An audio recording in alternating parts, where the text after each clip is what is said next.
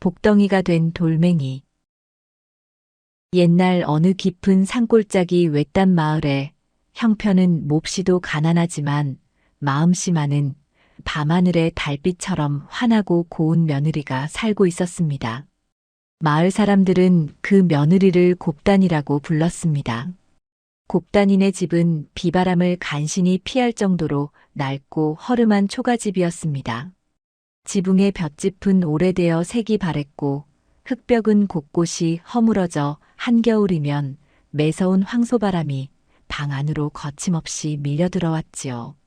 곱단이의 남편 이석은 본래 심성이 착하고 부지런한 사내였으나 물려받은 재산이 한 푼도 없는 데다 엎친 데 덮친 격으로 몇 해째 이어진 흉년 탓에 아무리 뼈 빠지게 산에 올라 나무를 해다 팔아도 입에 풀칠하기조차 벅찬 형편이었습니다.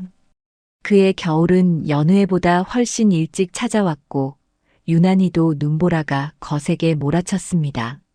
온 세상이 하얀 눈으로 꽁꽁 얼어붙은 듯 차갑고 매서운 날들의 연속이었어요.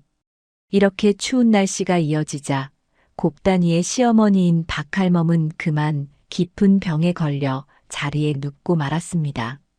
박할멈은 젊은 시절부터 온갖 고생을 하며 아들 이석을 홀로 키워내느라 몸이 성한 곳이 없었는데 늙고 기력이 쇠한 상태에서 지독한 추위까지 겪게 되니 병세가 하루가 다르게 깊어졌지요. 박할멈은 밤낮으로 기침을 하며 차가운 방바닥에서 몸을 웅크린 채 끙끙 앓았습니다. 곱단이는 시어머니가 고통스러워하는 모습을 볼 때마다 자신의 심장을 칼로 도려내는 듯한 깊은 슬픔을 느꼈습니다. 어떻게든 시어머니를 따뜻하게 해드리고 싶었지만 가난한 살림살이에 땔감조차 턱없이 부족했어요. 남편 이석이 아침 일찍부터 눈 덮인 험한 산을 오르내리며 땔감을 구해오기는 했지만 그것만으로는 꽁꽁 얼어붙은 방바닥의 냉기를 몰아내기에 역부족이었습니다. 눈보라가 거세게 몰아치는 날이면 그마저도 산에 오를 수가 없어 아궁이에 불을 지피는 것조차 사칠 때가 많았습니다. 어느 몹시도 추운 날이었습니다. 밤새 쏟아진 눈이 무릎까지 쌓여온 세상이 하얗게 덮인 아침이었어요. 곱단이는 얇은 저고리 하나만 걸친 채 언손을 호호 불며 부엌으로 나갔습니다. 아궁이 앞에는 어제 남편이 겨우 주워온 마른 나뭇가지 몇 개만이 덩그러니 놓여 있었습니다. 곱단이는 그 나뭇가지들을 아껴가며 불을 피우고 가마솥에 물을 끓여 묽은 좁쌀죽을 쑤었습니다. 쌀알보다 물이 훨씬 많은 멀건 죽이었지만 그것이라도 시어머니의 언속을 달래주기를 바라는 간절한 마음으로 정성껏 주걱을 저었습니다. 죽을 다 끓인 곱단이는 김이 모락모락 나는 사발을 들고 조심스럽게 안방으로 들어갔습니다. 방 안은 바깥과 다를 바 없이 입김이 하얗게 나올 정도로 서늘했어요. 박할멈은 낡고 얇은 이불을 머리끝까지 뒤집어 쓴 채 오들오들 떨고 있었습니다. 곱단이는 조심스럽게 시어머니의 이불을 걷어 올리고 야위고 창백한 얼굴을 애처롭게 바라보았습니다. 어머니, 자리에서 조금 일어나 보시어요. 따뜻한 죽을 쑤어왔으니 한술이라도 뜨시고 기운을 차리셔야 합니다. 박할멈은 며느리의 부축을 받아 겨우 상체를 일으켰습니다. 하지만 숟가락을 쥘 힘조차 없어 곱단이가 직접 죽을 떠서 조심스레 입에 넣어드렸지요. 박할멈은 며느리가 주는 죽을 힘겹게 받아넘기며 미안함과 고마움이 섞인 눈으로 며느리를 바라보았습니다. 아가야, 늙은 이 한 몸 때문에 내가 참으로 고생이 많구나. 이리도 추운 날에 얇은 옷을 입고 어찌 견디는 것이냐. 곱단이는 애써 밝은 미소를 지으며 시어머니의 거칠고 차가운 두 손을 자신의 두 손으로 꼭 감싸주었습니다. 어머니, 그런 말씀 마시어요. 저는 끄떡없으니 어머니나 어서 병을 털고 일어나시기를 바랄 뿐입니다. 하지만 곱단이의 위로에도 박할멈의 몸은 좀처럼 온기를 찾지 못했습니다. 죽을 다 드신 후에도 여전히 뼛속까지 스며드는 추위에 몸을 떨며 다시 자리에 누우셨어요. 얇은 이불 하나로는 방바닥에서 올라오는 지독한 냉기를 막을 방도가 없었습니다. 곱단이는 시어머니의 창백한 얼굴과 덜덜 떨리는 턱을 보며 왈칵 눈물이 쏟아질 것 같았지만 애써 참아내며 밖으로 나왔습니다. 곱단이는 마당 한구석에 서서 잿빛 하늘을 올려다보았습니다. 눈은 그쳤지만 살을 베는 듯한 삭풍이 옷깃을 파고들었어요. 곱단이는 치맛자락을 단단히 여미고 대문을 나섰습니다. 마을 뒷산 초입에 있는 개울가로 가서 혹시라도 땔감으로 쓸만한 마른 나뭇가지나 낙엽이라도 주워올 생각이었습니다. 산길은 눈이 깊게 쌓여 한 걸음 내디딜 때마다 발이 푹푹 빠졌습니다. 곱단이의 집시는 금세 눈으로 젖어 발가락이 끊어질 듯 시렸지만 시어머니를 따뜻하게 해드려야 한다는 생각 하나로 묵묵히 걸음을 옮겼습니다. 개울가에 도착한 곱단이는 눈 덮인 바위 틈새와 덤불 속을 샅샅이 뒤졌습니다. 손이 곱아 굽혀지지 않았지만 마른 나뭇가지를 보이는 대로 주워 모았습니다. 그러다 문득 얼어붙은 개울물 한가운데에서 이상하게도 눈이 쌓이지 않은 둥글고 널쩍한 돌멩이 하나를 발견했습니다. 참외만한 크기의 표면이 아주 매끄럽고 둥그런 모양을 하고 있었지요.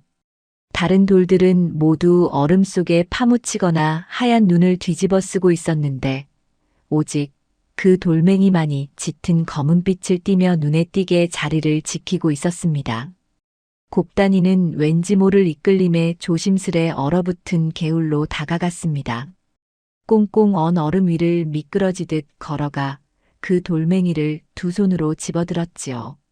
차가운 겨울물 속에서 건져 올린 돌이었지만 신기하게도 돌멩이는 손에 닿는 순간 아주 미세한 온기가 느껴지는 듯 했습니다. 물론 매서운 칼바람에 얼어붙은 곱단이의 착각일 수도 있었으나 그 매끄럽고 둥근 돌을 품에 앉아 이상하게도 마음이 평온해지고 가슴속 깊은 곳에서부터 따뜻한 위안이 차오르는 것을 느꼈습니다. 곱단이는 주워 모은 나뭇가지들과 함께 그 넓적한 돌멩이를 치마폭에 소중히 쌓아안고 집으로 돌아왔습니다.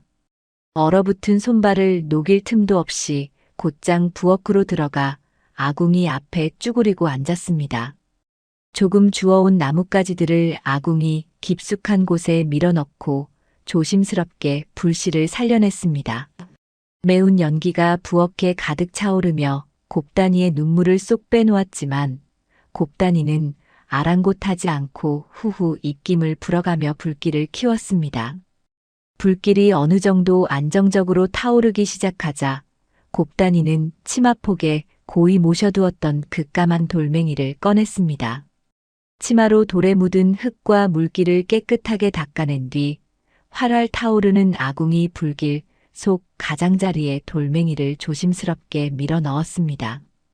땔감이 부족해 방바닥 전체를 데울 수는 없지만 이 돌멩이를 불에 뜨겁게 달구어 시어머니의 차가운 발치나 머리맡에 놓아드린다면 그 온기가 밤새 시어머니의 꽁꽁 언 몸을 조금이나마 녹여줄 수 있을 것이라는 생각에서였습니다. 시간이 얼마나 흘렀을까 땔감으로 넣은 나뭇가지들이 서서히 수추로 변해가며 사그라질 무렵 곱단이는 부직갱이를 이용해 아궁이 속에서 돌멩이를 꺼냈습니다. 검은 빛을 띠던 돌멩이는 어느새 불기운을 가득 머금어 불그스름한 빛을 띠고 있었지요. 가까이 다가가기만 해도 훈훈한 열기가 확 느껴질 정도로 돌멩이는 아주 뜨겁게 달아올라 있었습니다. 곱단이는 혹여라도 시어머니가 뜨거운 돌에 대기라도 할까봐 장롱 깊숙한 곳에서 자신이 시집올 때 입었던 낡고 얇은 명주 치마를 꺼내 왔습니다. 그 명주 치마를 여러 겹으로 접어 뜨거운 돌멩이를 정성스럽게 감쌌습니다. 명주 치마로 단단히 감싼 돌멩이는 더 이상 살을 댈 만큼 뜨겁지 않고 기분 좋을 만큼의 따뜻한 온기만을 뿜어내고 있었습니다. 곱단이는 그 따뜻한 돌멩이를 가슴에 품고 조용히 안방 문을 열었습니다. 방 안은 어둠이 짙게 깔려 있었고 밖에서 불어오는 찬 바람 탓에 공기는 여전히 얼음장처럼 차가웠습니다. 박할멈은 웅크린 채 가쁜 숨을 내쉬며 힘겨운 밤을 보내고 계셨지요. 곱단이는 소리나지 않게 다가가 시어머니의 이불을 살짝 들추고 그 속에 따뜻한 돌멩이를 밀어 넣었습니다. 가장 싫어하시는 발밑에 조심스럽게 돌을 놓아드리고 이불 틈새로 찬바람이 들어가지 않도록 꼼꼼하게 여며드렸습니다. 어머니, 차가운 발을 이 돌에 얹어보시어요. 아궁이 불에 달궈와 아주 따뜻할 것입니다. 박할멈은 잠결에 발끝으로 전해져 오는 낯설고도 포근한 온기에 흠칫 놀라며 천천히 눈을 떴습니다. 뼛속까지 얼어붙게 만들던 냉기 대신 발끝에서부터 온몸을 타고 오르는 기분 좋은 따뜻함이 느껴졌습니다. 아가야, 이것이 대체 무엇이냐? 어찌 이리도 따스하고 고마운 온기가 나는 것이냐? 개울가에서 주워온 돌멩이옵니다. 아궁이 불에 달구어 천으로 감쌌으니 부디 이 온기로 굳은 몸을 녹이시옵소서. 박할멈은 며느리의 지극한 정성과 깊은 마음 씀씀이에 그만 목이 메어 말을 잇지 못했습니다. 두 발을 따뜻한 돌멩이 위에 살포시 얹자 얼음장 같던 발이 사르르 녹아내리며 굳어있던 몸에 긴장이 눈 녹듯 풀리는 것을 느꼈지요. 그토록 자신을 괴롭히던 지독한 기침도 어느새 잦아들고 거칠었던 숨결도 점차 안정을 찾아갔습니다. 돌멩이가 뿜어내는 온기는 단순한 불의 열기가 아니라 며느리 곱단이의 따뜻한 눈물과도 같은 다정함이었습니다. 박할멈은 오랜만에 추위와 고통에서 벗어나 평온한 표정으로 깊고 달콤한 잠에 빠져들었습니다. 곱단이는 곤히 잠든 시어머니의 평온한 얼굴을 한참 동안 물끄러미 바라보며 조용히 방 한구석에 자리를 잡고 앉았습니다. 창호지 문 밖으로는 여전히 매서운 겨울바람이 울부짖듯 불어대고 있었지만 안방 안만큼은 그 둥근 돌멩이 하나로 인해 훈훈하고 평화로운 기운이 감돌고 있었습니다.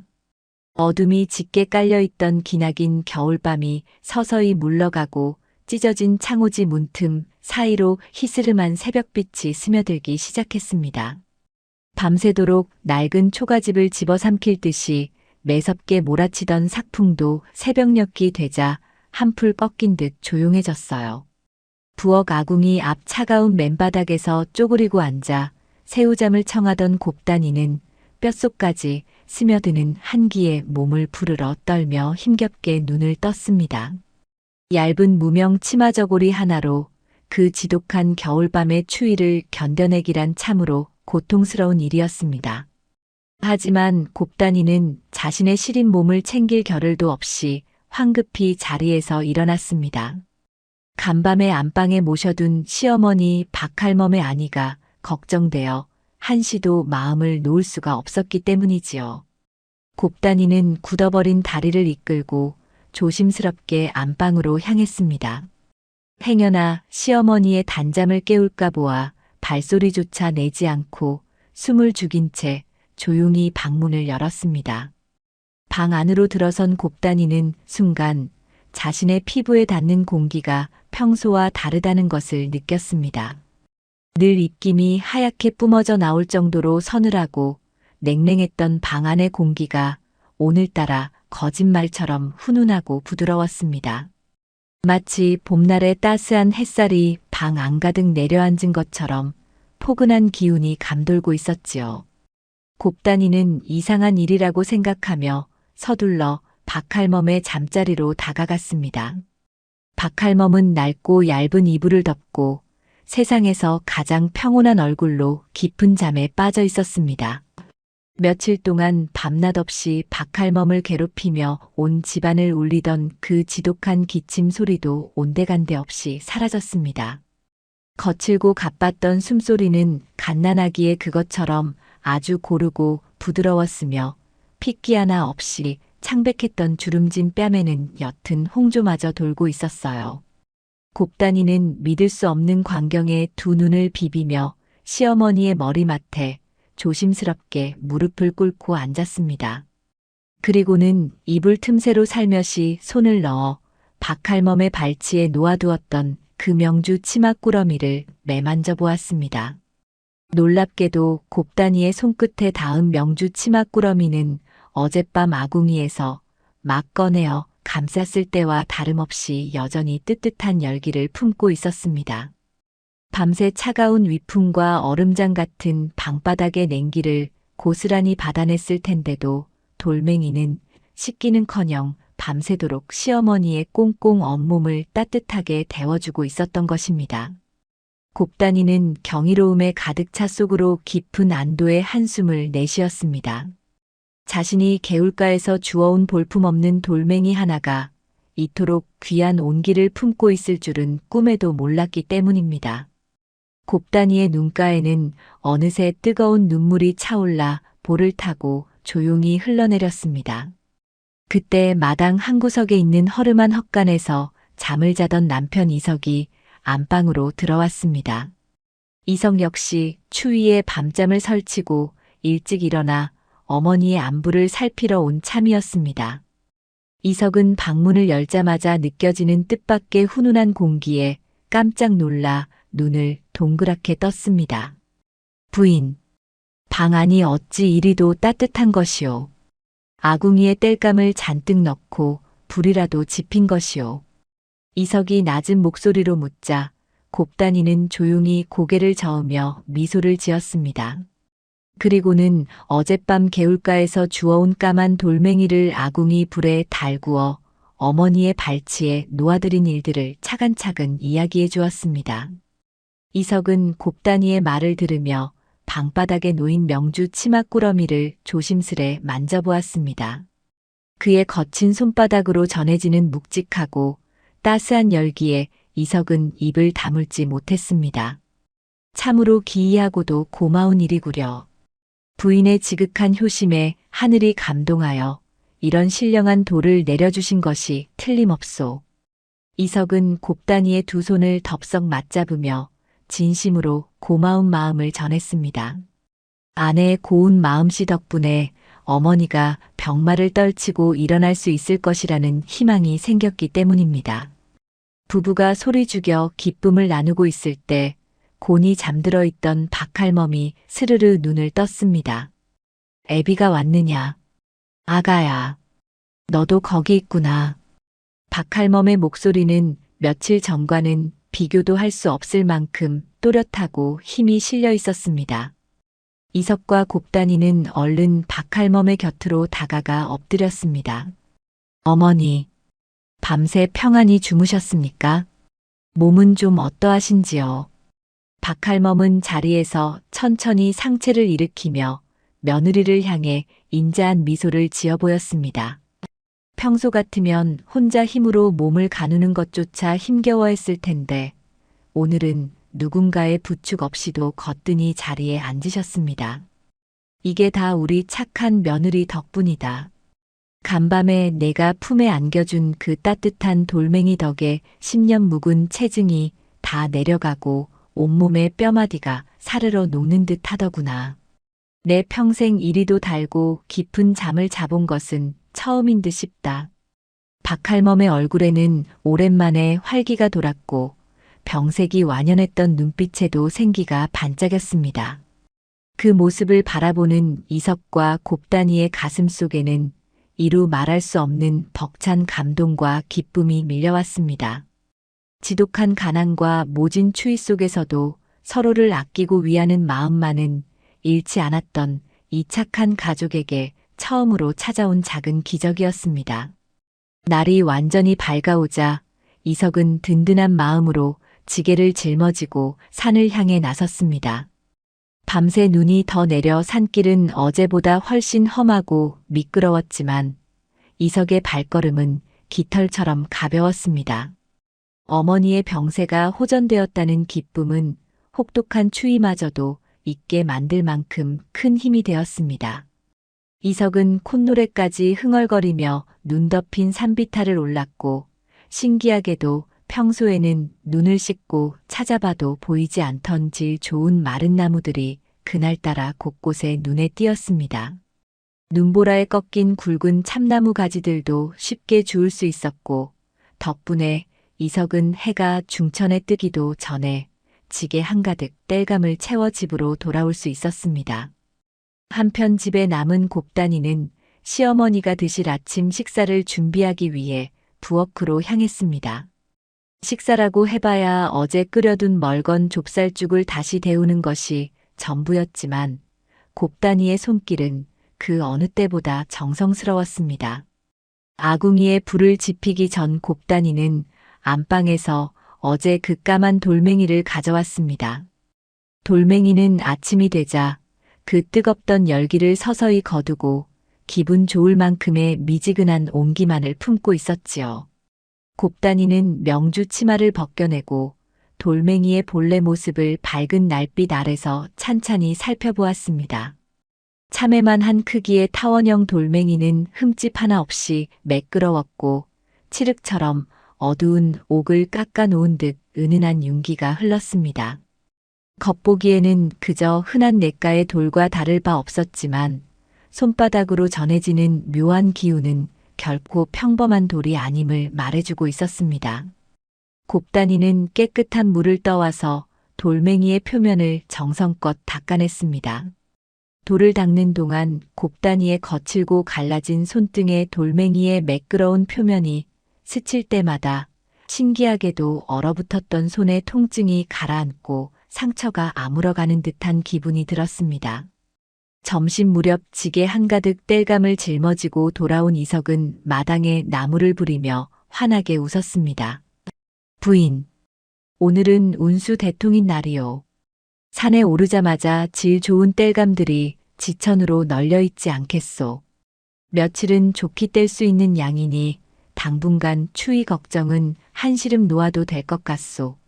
곱단이도 남편의 말에 맞장구를 치며 기뻐했습니다. 풍성해진 땔감 덕분에 오늘 밤은 아궁이에 불을 넉넉히 지펴 방바닥을 따뜻하게 데울 수 있을 것이라 생각하니 마음마저 든든해졌습니다. 저녁 무렵이 되자 해가 서산 너머로 뉘엿뉘엿 지고 다시금 매서운 겨울바람이 창호지를 때리기 시작했습니다. 곱단이는 낮에 남편이 구해온 장작들을 아궁이에 넉넉히 넣고 불을 지폈습니다. 마른 나무들이 경쾌한 소리를 내며 타오르자 부엌 안은 금세 훈훈한 열기로 가득 찼습니다. 곱단이는 불길이 가장 거세게 타오르는 아궁이 한가운데에 까만 돌멩이를 조심스럽게 밀어 넣었습니다. 돌멩이는 붉은 불길 속에서 뜨겁게 달아오르며 주변의 열기를 온전히 자신의 몸속으로 빨아들이는 듯 했습니다. 저녁 식사를 마친 후 곱단이는 아궁이에서 붉게 달아오른 돌멩이를 꺼내어 다시 낡은 명주 치마로 겹겹이 감쌌습니다. 돌멩이는 어제보다 훨씬 더 깊고 풍부한 열기를 뿜어내고 있었습니다. 곱단이는 따뜻한 돌멩이를 안방으로 가져가 시어머니 박할멈의 잠자리에 조심스레 넣어드렸습니다. 어머니, 오늘도 이 돌멩이의 온기를 벗삼아 편안히 주무시옵소서. 박할멈은 며느리의 정성에 고마워하며 돌멩이 위로 발을 뻗었습니다. 돌멩이가 뿜어내는 열기는 단순히 피부 겉면만 데우는 것이 아니라 뼛속 깊은 곳에 맺힌 냉기까지 사르르 녹여내는 듯한 신비로운 힘을 가지고 있었습니다. 박할멈은 돌멩이의 따뜻한 기운에 몸을 맡긴 채 스르르 잠이 들었습니다. 그런데 그날 밤 더욱 놀라운 일이 벌어졌습니다. 밤이 깊어지자 방 안은 칠흑 같은 어둠에 잠겼는데 박할멈의 발치에 놓인 명주 치맛구러미 안에서 은은하고 부드러운 빛이 새어나오기 시작한 것입니다. 처음에는 반딧불이처럼 아주 작고 희미한 빛이었으나 시간이 지날수록 빛은 점점 더 맑고 영롱해지며 방 안의 어둠을 부드럽게 밀어내고 있었습니다. 그 빛은 달빛을 머금은 듯 은은한 황금빛을 띠고 있었으며 빛이 닿는 곳마다 매서운 겨울의 한기는 거짓말처럼 자취를 감추고 봄날의 온화한 기운이 내려앉았습니다. 잠결에 뒤척이던 이석과 곱단이는 방 안을 가득 채운 은은한 빛과 설명할 수 없는 따스함에 눈을 떴습니다. 부부는 자리에서 일어나 박할멈의 이불 속에서 새어나오는 신비로운 빛을 넋을 잃고 바라보았습니다. 뜨겁게 달구어진 돌멩이가 스스로 빛을 내며 차가운 방 안을 온기로 가득 채우고 있는 광경은 아무리 보아도 믿기 힘든 기적이었습니다. 얇고 해진 이불 한 채와 곳곳이 뚫린 흙벽 사이로 황소바람이 들이치는 누추한 초가집이었지만 그 돌멩이가 내뿜는 빛과 온기 덕분에 부부의 마음속에는 그 어떤 대궐보다도 아늑하고 평화로운 기운이 차올랐습니다. 부부는 약속이나 한 듯 서로의 손을 꼭 맞잡았습니다. 찢어지게 가난하고 혹독한 추위에 시달리던 그들의 삶에 하늘이 내려준 따뜻한 위로와도 같은 이 신비로운 돌멩이를 바라보며 부부는 마음속 깊이 감사의 기도를 올렸습니다. 아무리 모진 시련이 닥쳐와도 서로를 향한 따뜻한 마음과 정성을 잃지 않는다면 언젠가는 이 추운 겨울도 지나가고 따스한 봄날이 찾아올 것이라는 믿음이 그들의 가슴 속에서 조용히 싹트고 있었습니다. 은은하게 빛나는 돌멩이의 온기는 밤이 새도록 식지 않고 가난한 가족의 꽁꽁 온몸과 마음을 다정하게 품어주었습니다. 어느덧 창호지 문틈으로 스며들던 신비로운 황금빛이 서서히 잦아들고 동쪽 하늘에서 밝은 아침 해가 떠올랐습니다. 밤새도록 방 안을 따뜻하게 데워주며 영롱한 빛을 내뿜던 둥글고 까만 돌멩이는 아침 햇살이 비치자 언제 그랬냐는 듯 빛을 거두고 다시 평범한 검은빛으로 돌아갔습니다. 하지만 돌멩이가 품고 있던 온화한 기운만큼은 여전히 방 안 구석구석을 감싸 안고 있었지요. 지난밤 그토록 매섭게 몰아치던 바깥의 눈보라도 거짓말처럼 그치고 온 세상이 고요한 평화 속에 잠겨있는 듯한 맑고 상쾌한 아침이었습니다. 곱단이는 밤새 겪은 일이 혹시 꿈은 아니었을까 싶어 조심스럽게 돌멩이를 감싸둔 명주 치마를 어루만졌습니다. 명주 치마 너머로 전해지는 묵직하고 따스한 온기는 간밤의 기적이 결코 헛된 꿈이 아니었음을 증명해주고 있었습니다. 가장 먼저 자리에서 일어난 사람은 다름 아닌 시어머니 박할멈이었습니다. 평소 같으면 온몸의 뼈마디가 쑤시고 아파서 며느리의 부축 없이는 꼼짝도 하지 못했을 터인데 오늘은 마치 젊은 시절로 돌아간 것처럼 몸이 가뿐했습니다. 박할멈은 스스로 이불을 걷어내고 허리를 꼿꼿하게 편 채 자리에서 일어났습니다. 며칠 전까지만 해도 퀭하게 들어가 있던 두 볼에는 제법 살이 올랐고 핏기 하나 없이 창백했던 입술에는 붉은 생기가 돌고 있었어요. 심지어 하얗게 새어버린 머리카락 사이사이로 검은 머리칼이 희끗희끗 돋아나는 것처럼 보일 정도로 박할멈의 얼굴은 눈에 띄게 젊고 건강해져 있었습니다. 곱단이는 스스로 방문을 열고 마루로 나서는 시어머니의 뒷모습을 보며 기쁨의 눈물을 펑펑 쏟았습니다. 어머니, 어찌 혼자서 걸음을 옮기시옵니까? 아직은 찬 바람을 쐬시면 아니 되옵니다. 곱단이가 황급히 뒤따라 나가며 걱정스러운 목소리로 말했습니다. 하지만 박할멈은 빙그레 웃으며 마당에 쌓인 하얀 눈을 바라보았습니다. 아가야, 걱정하지 말아라. 내 몸이 마치 날아갈 듯이 가볍고 상쾌하구나. 그 신비한 돌멩이가 내 몸속에 맺혀있던 병균과 고통을 모조리 거두어 간 것이 틀림없다. 10년 묵은 체증이 다 내려가고 숨 쉬는 것조차 이리도 편안하니 참으로 꿈만 같구나. 박할멈의 목소리는 우렁차고 맑았습니다. 부엌에서 아침을 준비할 채비를 하던 아들 이석도 어머니의 낭낭한 목소리에 깜짝 놀라 마당으로 뛰어나왔습니다. 이석은 지팡이 하나 없이 두 발로 단단히 땅을 디디고 서 있는 어머니의 모습을 보고는 그 자리에 털썩 주저앉아 엉엉 소리 내어 울기 시작했습니다. 지독한 가난 속에서 어머니의 약 한 첩 제대로 지어드리지 못해 늘 죄인처럼 고개를 숙이고 살았던 지난날의 서름이 한꺼번에 터져나온 까닭이었습니다. 박할멈은 다가가 아들의 거친 손을 잡아 끌며 따뜻하게 다독여 주었습니다.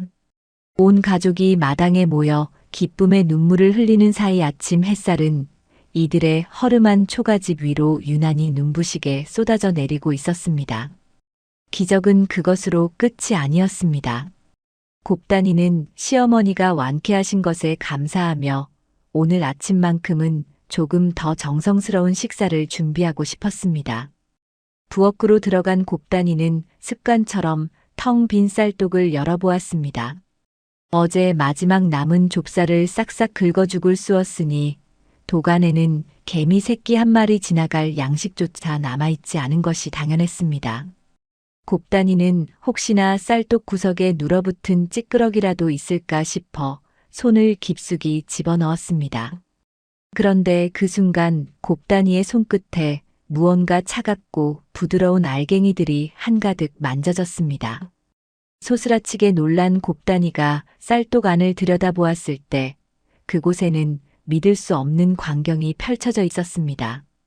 텅 비어 있어야 할 낡은 옹기 도간에 티 없이 맑고 윤기가 자르르 흐르는 하얀 맵쌀이 수북하게 쌓여 있었던 것입니다.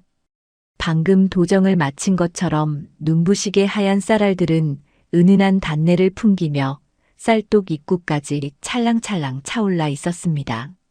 곱단이는 두 손으로 쌀을 움켜쥐고 주르륵 흘려보내기를 여러 번 반복했습니다. 차르르 거리는 경쾌한 소리와 함께 손가락 사이로 빠져나가는 쌀알들의 감촉은 분명한 현실이었습니다. 여보, 어머니, 어서 부엌으로 와보시어요. 여기 기적이 일어났습니다.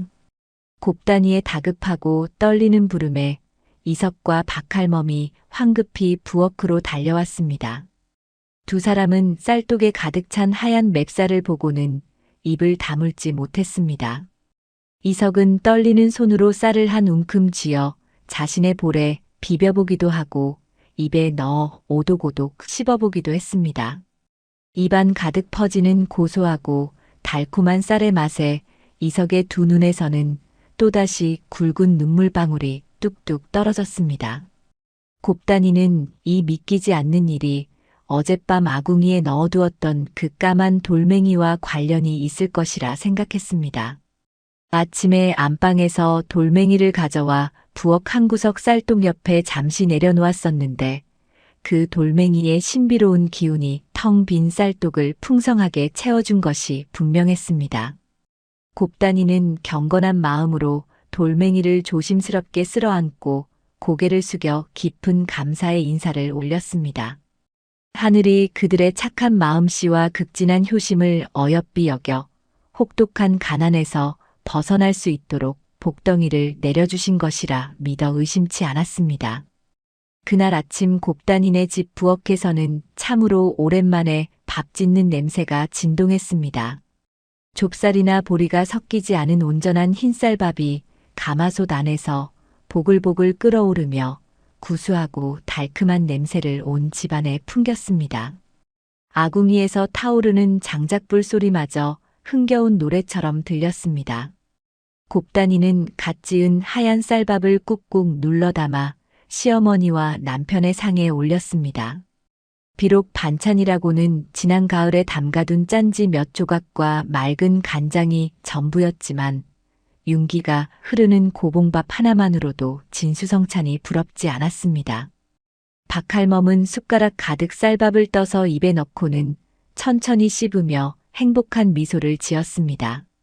내 평생 이리도 달고 기름진 쌀밥은 처음 먹어보는구나. 밥알 하나하나가 입안에서 사르르 녹아내리는 것이 마치 꿀을 바른 것 같아. 우리 며느리 고운 마음씨 덕에 이 늙은이가 호사를 누린다.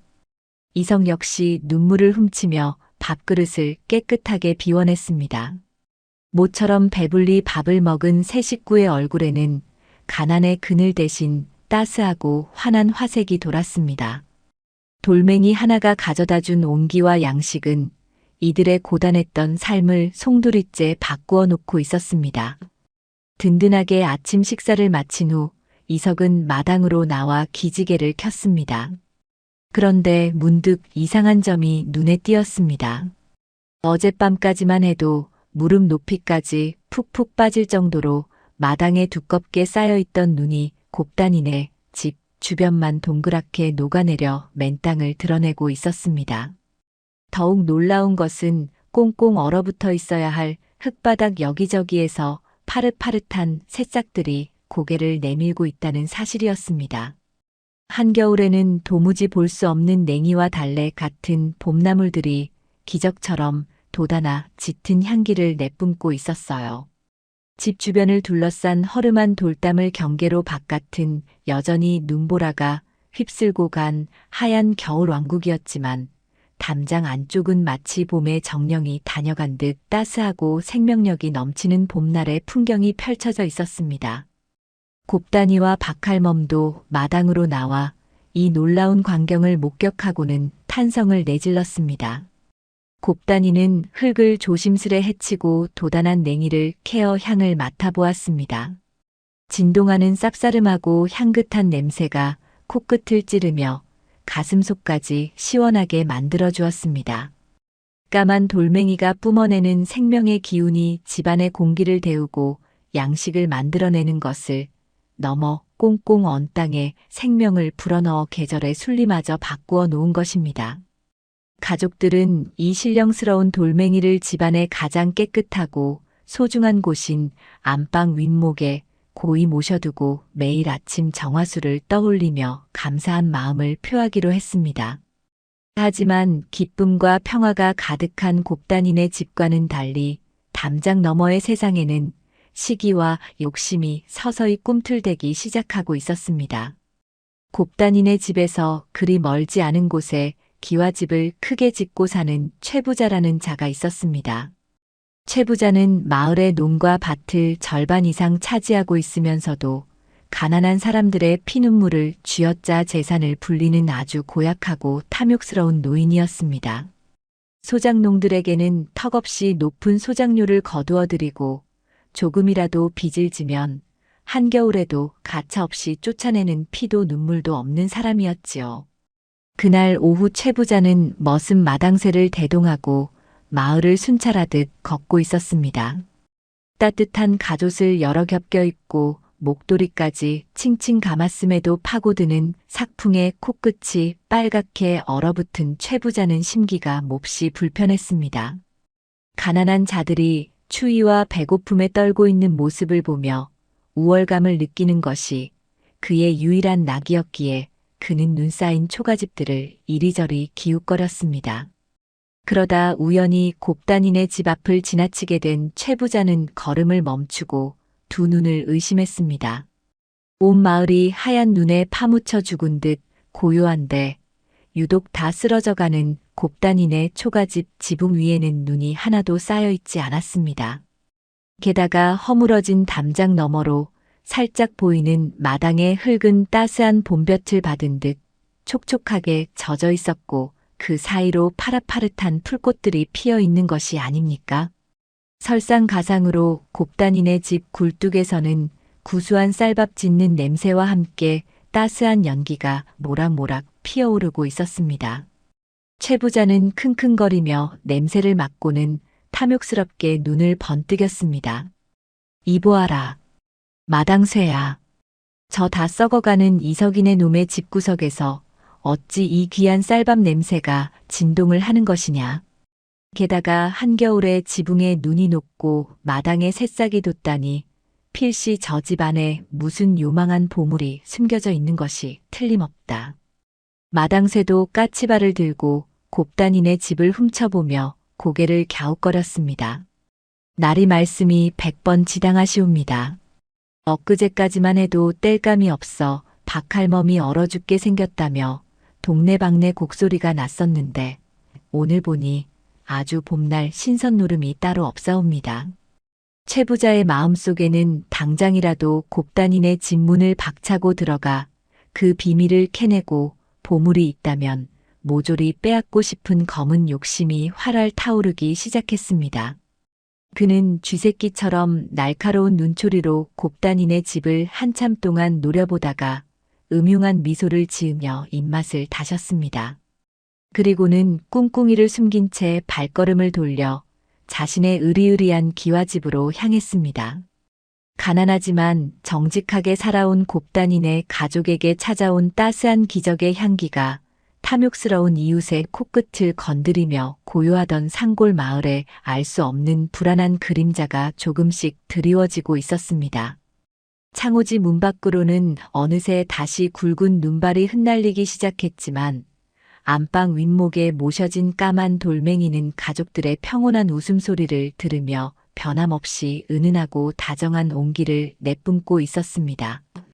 으리으리한 기와집으로 돌아온 최 부자는 밤이 깊도록 도무지 잠을 이룰 수가 없었습니다.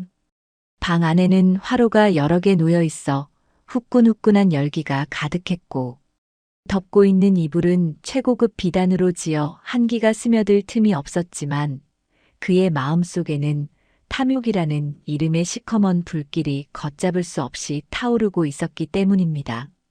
찢어지게 가난하여 굶어 죽기 일보 직전이었던 이석인의 집 지붕에만 하얀 눈이 녹아내리고 한겨울에 파릇파릇한 새싹이 돋아나던 그 기이한 풍경이 눈앞에 아른거려 도저히 눈을 감을 수가 없었어요. 게다가 그 가난한 집구석에서 풍겨나오던 구수하고 기름진 쌀밥 냄새는 최 부자의 뱃속 깊은 곳에 숨겨진 끝없는 탐욕을 마구 자극했습니다. 필시 그 허름한 초가집 안에 세상 사람들이 모르는 엄청난 보물이나 신령스러운 물건이 숨겨져 있는 것이 틀림없다고 확신한 최 부자는 당장이라도 달려가 그것을 빼앗아 오고 싶은 마음에 이리저리 뒤척이며 기나긴 겨울밤을 뜬 눈으로 지새웠습니다. 다음 날 아침 날이 밝기가 무섭게 최 부자는 머슴 마당쇠를 안방으로 불러들였습니다. 밖은 여전히 살을 애는 듯한 칼바람이 불고 있었지만 최 부자의 두 눈은 욕심으로 붉게 충혈되어 매섭게 번뜩이고 있었습니다. 최 부자는 두꺼운 소못 위에 짐승의 털로 만든 가옷을 겹겹이 껴입고는 비단 주머니 하나를 허리춤에 단단히 매달았습니다. 마당쇠야, 당장 앞장서거라.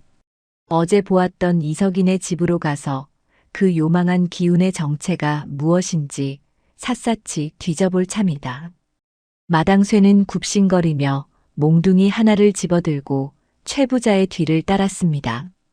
마을길은 밤새 내린 눈이 꽁꽁 얼어붙어 걸음을 옮기기조차 쉽지 않았지만 남의 재산을 빼앗으려는 최 부자의 발걸음은 그 어느 때보다 빠르고 거침이 없었습니다.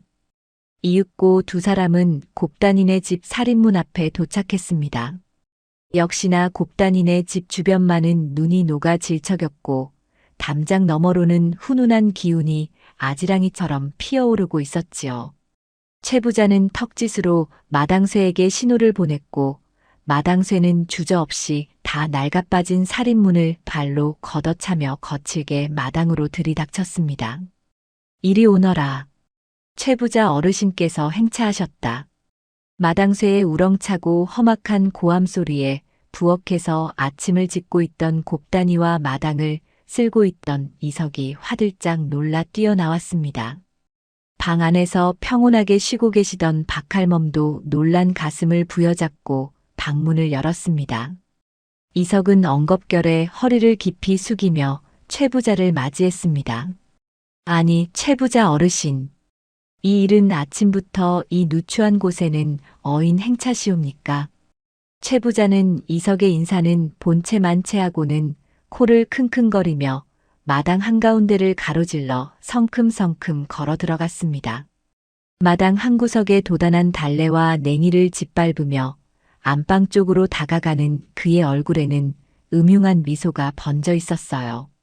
내 듣자 하니 엊그제까지만 해도 노모가 병들어 다 죽어간다며 동네방네 곡소리를 내던 몸들이 어찌 이리 얼굴에 기름기가 흐르고 집안에 봄날 같은 훈풍이 도는 것인지 내 두 눈으로 직접 확인해야 직성이 풀리겠구나.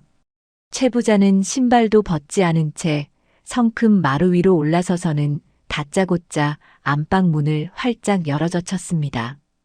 방문이 열리자마자 훅 하고 끼쳐오는 따스하고 달콤한 공기에 최 부자는 눈을 크게 떴습니다.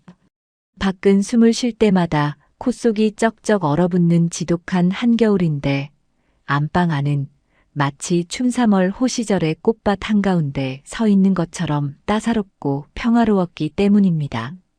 그리고 그의 시선은 단번에 방 안윗목에 고이 모셔진 작은 명주 치맛구러미에 가닿았습니다.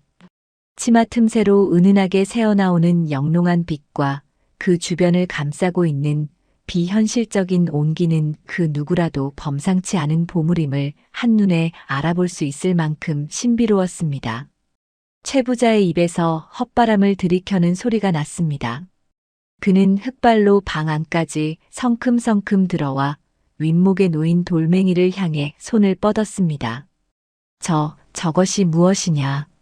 당장 저 꾸러미를 내 앞으로 가져오지 못할까? 놀란 곱단이가 재빨리 방 안으로 뛰어들어와 최 부자를 가로막으며 명주 치맛꾸러미를 자신의 품에 꽉 끌어안았습니다. 곱단이의 온몸이 사시나무 떨리듯 떨렸지만 시어머니의 목숨을 살려주고 가족의 줄인 배를 채워준 은인과도 같은 이 신물만큼은 결코 뺏길 수 없다는 절박함이 그녀의 눈빛에 서려 있었습니다. 어르신. 이러시면 아니 되옵니다. 이것은 그저 개울가에서 주워온 하찮은 돌멩이일 뿐이옵니다. 제발 노여움을 푸시고 돌아가 주시옵소서. 곱단이의 간곡한 만류에도 불구하고 최 부자는 코웃음을 치며 지팡이로 방바닥을 쿵쿵 내리찍었습니다. 하찮은 돌멩이라고. 내년이 감히 내 눈을 속이려 드느냐. 하찮은 돌멩이에서 어찌 이런 상서로운 빛이 나고 뜨거운 열기가 뿜어져 나온단 말이냐. 어서 그 돌을 내놓아라. 그렇지 않으면 내 놈들이 나를 능멸한 죄를 물어 당장 관하로 끌고 갈 것이다. 마당에 있던 이석도 황급히 방으로 뛰어들어와 최 부자의 바짓가랑이를 붙잡고 눈물로 호소했습니다. 어르신, 제발 자비를 베풀어 주시옵소서. 저 돌은 얼어 죽어가던 제 어머니를 살려낸 목숨줄과도 같은 귀한 돌이옵니다. 며칠 전 제 아내가 뒷산 개울가에서 우연히 주워온 것인데 그저 신령님의 보살핌으로 알고 모시고 있을 뿐이옵니다. 저희 집안의 유일한 희망이니 제발 거두어 가려는 마음을 거두어 주시옵소서. 이석의 말을 들은 최 부자는 오히려 쾌재를 부르며 눈을 매섭게 치켜떴습니다. 그 돌을 빼앗을 완벽한 구실을 찾아냈기 때문입니다. 뒷산 개울가라고 하였느냐. 네 이놈. 그 뒷산과 개울은 모두 대대로 우리 가문이 물려받은 내 땅인 것을 정녕 모른단 말이냐.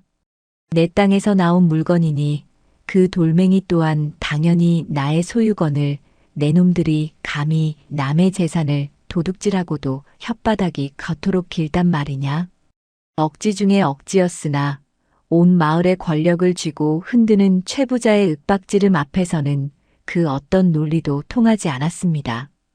이석과 곱단이가 말문이 막혀 눈물만 뚝뚝 흘리고 있자 곁에 서 있던 박할멈이 앞으로 나섰습니다. 박할멈은 병색은 지워졌으나 아직은 늙고 약한 몸으로 최 부자 앞에 무릎을 꿇고 두 손을 모아 싹싹 빌었습니다. 어르신, 정녕 그 돌이 어르신의 땅에서 나온 것이라면 저희가 도둑질을 한 것이나 다름없으니 천벌을 받아 마땅하옵니다. 허나 이 늙은이가 그 돌에 온기 없이는 단 하루도 이 모진 겨울을 견뎌낼 재간이 없사옵니다. 부디 가여운 목숨 하나 살려주신다 생각하시고 그 돌멩이만은 남겨두시옵소서.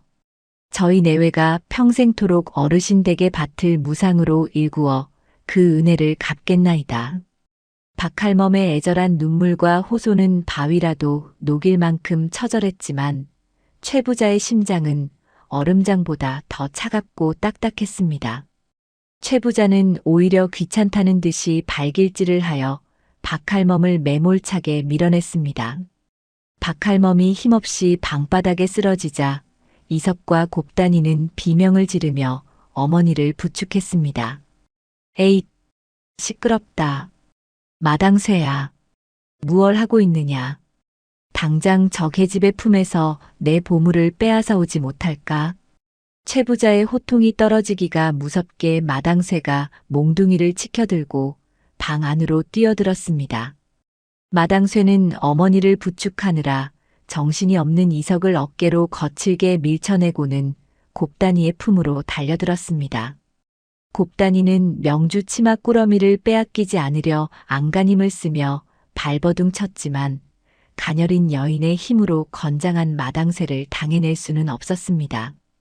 마당쇠는 곱단이의 팔을 억센 소나기로 비틀어버리고는 품에 안고 있던 꾸러미를 낚아채듯 빼앗았습니다. 명주 치마 꾸러미가 마당쇠의 손으로 넘어가는 순간 곱단이는 세상을 다 잃은 듯한 절망감에 바닥에 주저앉아 통곡을 터뜨렸습니다. 마당쇠는 꾸러미를 집어들자마자 손끝으로 전해지는 뜨겁고도 부드러운 열기에 흠칫 놀라며 뒷걸음질을 쳤습니다. 최 부자는 재빨리 허리춤에서 준비해온 큼지막한 비단 주머니를 꺼내어 마당쇠에게 내밀었습니다. 마당쇠가 명주 치맛째로 돌멩이를 비단 주머니 안에 쑤셔 넣자 최 부자는 주머니 입구를 단단히 끈으로 동여매고는 소중하게 가슴에 품었습니다. 가슴으로 전해지는 묵직한 돌의 무게와 황홀할 만큼 따스한 열기를 느끼며 최 부자는 세상을 다 가진 듯 껄껄대며 크게 웃었습니다. 하하, 이제야 이 귀한 보물이 제 주인을 제대로 찾아왔구나. 내 놈들은 남의 산에서 도둑질을 한 죄를 묻지 않는 것만으로도 감지덕지해야 할 것이야. 쯧쯧, 분수도 모르는 것들. 최 부자는 바닥에 엎드려 울부짖는 이석인의 가족들을 경멸 어린 시선으로 쏘아보고는 미련 없이 몸을 돌려 마루를 내려갔습니다. 마당쇠 역시 승리감에 도취하여 거드름을 피우며 최 부자의 뒤를 따라 살인문을 나섰습니다. 그런데 최 부자가 돌멩이를 품고 살인문 밖으로 발걸음을 내딛는 바로 그 순간이었습니다. 곱단이네 집을 감싸고 있던 따스하고 평화롭던 공기가 순식간에 차갑게 얼어붙기 시작했습니다. 방 안을 가득 채우고 있던 황금빛 온기는 돌멩이가 떠남과 동시에 연기처럼 흩어져 버렸고 열린 방문 틈으로 짐승의 울음소리 같은 매서운 삭풍이 사정없이 밀려들어왔습니다.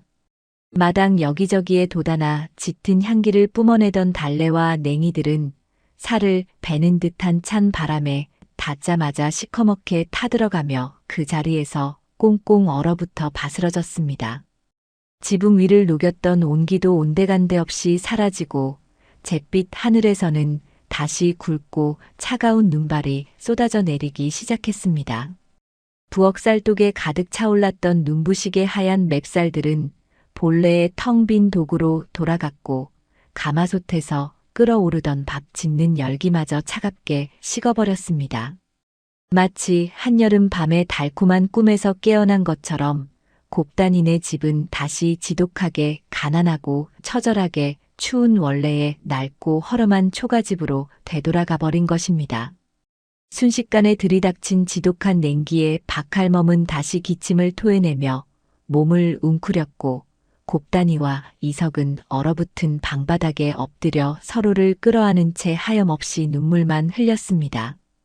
얇은 무명옷을 파고드는 겨울바람은 어제보다 훨씬 더 날카롭고 매섭게 그들의 살갗을 파고들었습니다.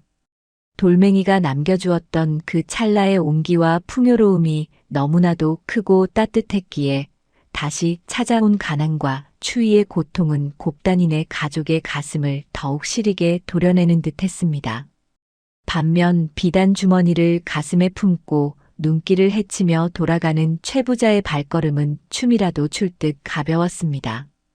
그는 품속에서 뿜어져 나오는 후끈한 열기 덕분에 흩날리는 눈보라 속에서도 이마에 땀이 맺힐 정도였습니다. 이 돌멩이만 있으면 한겨울에도 내 넓은 밭에 온갖 곡식과 과일을 심어 거두어 들릴 수 있겠구나.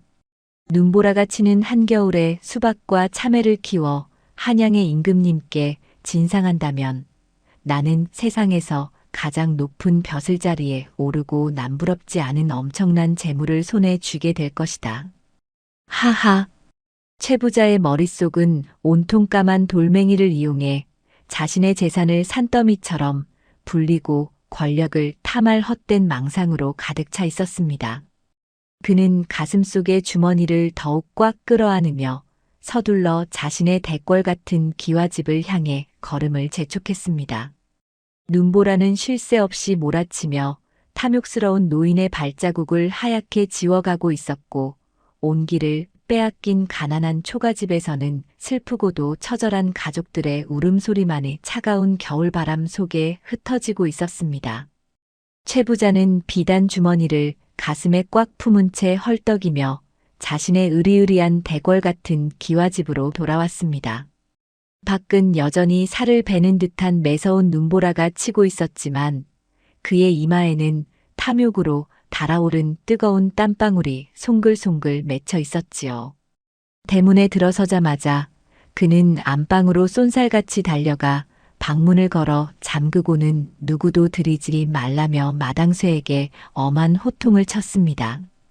방 안에는 최고급 참숯이 담긴 화로가 여러 개 놓여 있어 이미 후끈후끈한 열기가 가득했지만 최 부자는 그것으로 만족할 수 없었습니다.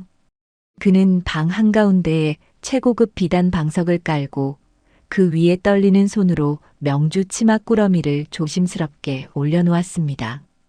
이석인의 허름한 초가집을 춘3월 봄날처럼 덮여주고 텅 빈 쌀독을 하얀 맵쌀로 가득 채워주었던 그 경이로운 기적이 이제 온전히 자신의 것이 되었다는 생각에 최 부자의 입꼬리는 귀에 걸릴 듯이 올라갔습니다.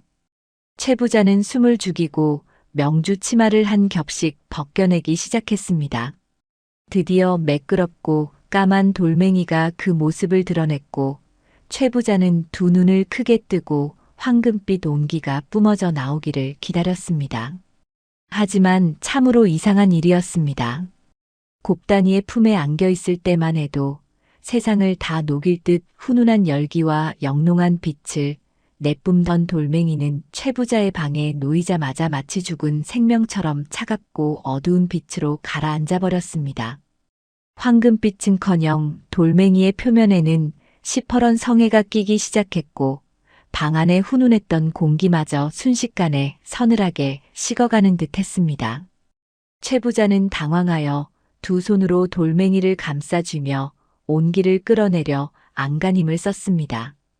그러나 돌멩이는 최 부자의 탁하고 시커먼 욕심을 모조리 빨아들이기라도 하듯 점점 더 무섭도록 차가운 얼음덩어리로 변해갈 뿐이었습니다.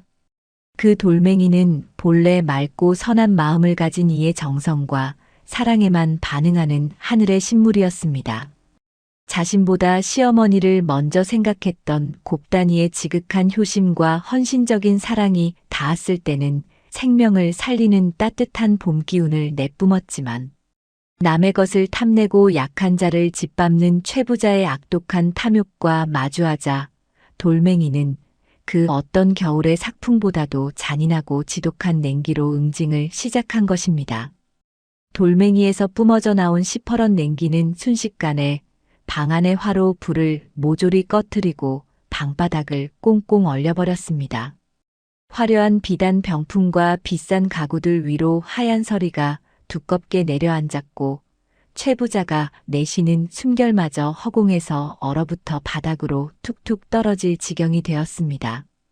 최 부자는 덜덜 떨리는 손으로 가옷을 여러 겹 껴입고 이불을 뒤집어 썼지만 뼛속까지 파고드는 기이한 추위를 막을 길은 없었습니다.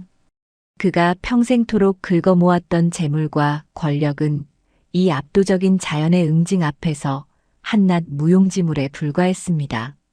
같은 시각 돌멩이를 빼앗기고 다시 짙은 절망에 빠진 곱단인의 집은 말로 다 할 수 없는 비통함에 잠겨 있었습니다. 방 안을 덮여주던 온기가 완전히 사라진 탓에 뚫린 흙벽 사이로 들이치는 겨울바람은 전보다 훨씬 더 날카롭게 느껴졌습니다.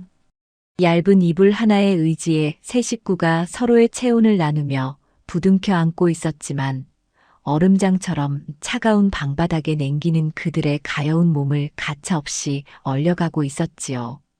곱단이는 시어머니 박할멈의 꽁꽁 언 두 발을 자신의 저고리 품속에 깊이 넣고 끊임없이 눈물을 흘렸습니다.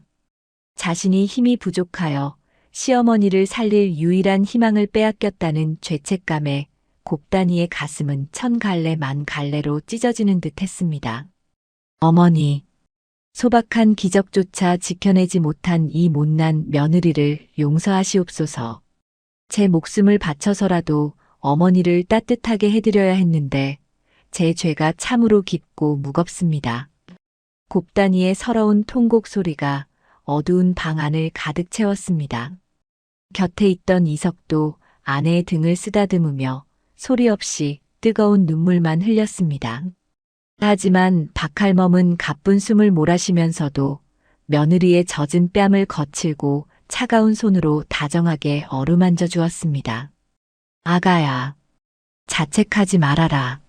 내 비록 다시 몸이 얼어붙고 병이 깊어진다 하여도 내가 나를 위해 차가운 개울물을 뒤져 돌을 주워오고 아궁이 불에 달구어 내 품에 안겨주었던 그 지극한 정성은 이미 내 가슴속에 영원토록 따뜻한 불씨로 남아있단다.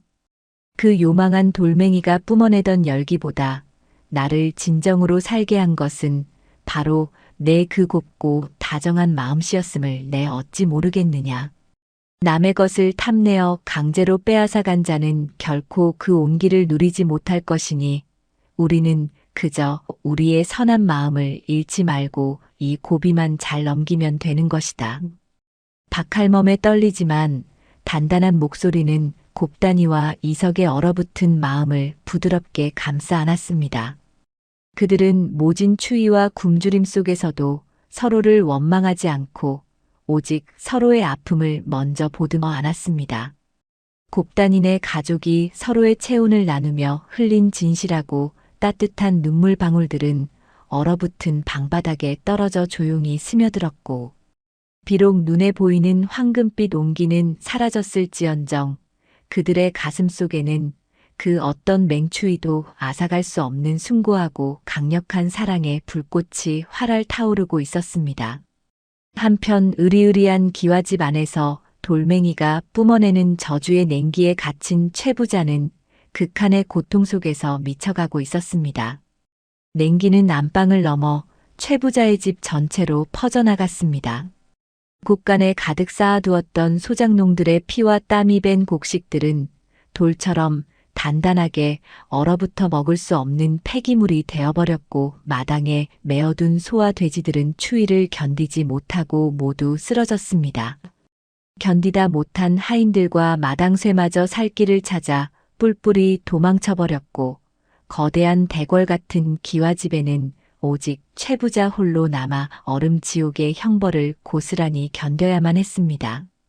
최 부자의 손발은 시커멓게 동상을 입었고 턱이 떨어져 나갈 듯한 추위에 그는 바닥을 대굴대굴 구르며 살려달라고 울부짖었습니다. 그제야 최 부자는 자신이 무슨 짓을 저질렀는지 뼈저리게 깨달았습니다. 남의 간절한 목숨줄을 탐욕으로 빼앗은 대가가 얼마나 참혹하고 무서운 것인지 자신의 죄업이 만들어낸 이 지독한 얼음 지옥 속에서 처절하게 뉘우쳤습니다. 살기 위해서는 당장 저 저주받은 돌멩이를 원래 있던 곳으로 돌려놓아야만 했습니다. 최 부자는 감각조차 사라진 두 손으로 방바닥에 굴러다니던 그 얼음덩어리 같은 돌멩이를 움켜쥐었습니다. 살같이 찢겨나가는 듯한 고통이 밀려왔지만 그는 돌멩이를 끌어안고 미친 듯이 밖으로 뛰쳐나갔습니다. 눈보라가 몰아치는 칠흑 같은 밤길을 최 부자는 신발도 제대로 신지 못한 채 비틀거리며 달렸습니다. 눈밭에 수십 번을 넘어지고 뒹굴면서도 오직 이 저주를 풀어야겠다는 일념 하나로 이석인의 초가집을 향해 기어갔습니다. 마침내 찢어진 살인문 앞에 다다른 최 부자는 마지막 남은 힘을 쥐어짜 내어 닫힌 방문을 향해 돌멩이를 힘껏 내던졌습니다. 내 잘못했네. 내가 짐승만도 못한 놈이었어. 부디 이 저주받은 돌을 거두어 가고 내 목숨만은 살려주시게. 최 부자의 처절한 비명소리는 칼바람 소리에 묻혀 희미하게 흩어졌고 돌멩이를 내던진 최 부자는 그 자리에 혼절하듯 쓰러져 다시는 탐욕스러운 권력을 휘두르지 못하는 패인이 되고 말았습니다. 마당에서 쿵 하는 둔탁한 소리와 함께 누군가의 비명소리가 들려오자 뜬 눈으로 밤을 지새우던 이석과 곱단이는 깜짝 놀라 방문을 열었습니다. 밖에는 칠흑 같은 어둠과 흩날리는 눈발뿐이었지만 마당 한가운데에는 낯익은 까만 돌멩이가 눈 속에 파묻힌 채 놓여 있었습니다. 곱단이는 서둘러 마당으로 내려가 그 돌멩이를 두 손으로 조심스럽게 감싸 안았습니다. 그 순간 참으로 경이롭고도 웅장한 광경이 펼쳐졌습니다.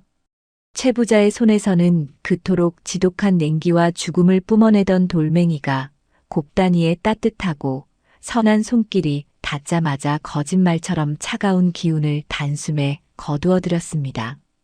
그리고는 이내 돌멩이의 깊은 곳에서부터 눈을 뜰 수 없을 만큼 찬란하고 영롱한 황금빛이 폭발하듯 뿜어져 나오기 시작했습니다. 그 빛은 지난밤과는 비교도 할 수 없을 만큼 거대하고 눈부셨습니다. 빛이 뻗어나가는 곳마다 매섭게 울부짖던 겨울바람은 온화한 봄바람으로 바뀌었고 세상을 뒤덮고 있던 하얀 눈은 순식간에 녹아내려 맑은 시냇물로 흘러갔습니다. 돌멩이가 뿜어내는 따스한 온기와 눈부신 생명력은 곱단이네 초가집을 넘어 이웃들의 허름한 집들로 그리고 온 마을 전체로 구석구석 퍼져나갔습니다. 꽁꽁 얼어붙어 죽어가던 마을 사람들의 방구들마다 기적처럼 훈훈한 열기가 스며들었고 굶주림에 허덕이던 집집마다 빈 쌀독이 윤기 흐르는 하얀 맵쌀로 가득 차오르는 놀라운 일이 벌어졌습니다. 지독한 가난과 추위에 고통받던 온 마을 사람들에게 마침내 따스하고 풍요로운 구원의 빛이 내려앉은 것입니다. 방 안으로 들어온 곱단이는 그 황금빛 돌멩이를 시어머니 박할멈의 품에 안겨드렸습니다. 박할멈의 굳어있던 몸은 봄눈 녹듯 사르르 풀리며 활기찬 생명력으로 가득 채워졌고 이석과 곱단이의 얼굴에도 벅찬 감동과 환희의 눈물이 강물처럼 흘러내렸습니다. 마을 사람들은 모두 밖으로 나와 한겨울밤에 찾아온 기적 같은 봄날의 풍경을 바라보며 서로를 부둥켜 안고 기쁨의 춤을 추었습니다. 곱단이네 가족은 하늘이 내려준 이 풍요로움을 결코 자신들만의 것으로 독차지하지 않았습니다.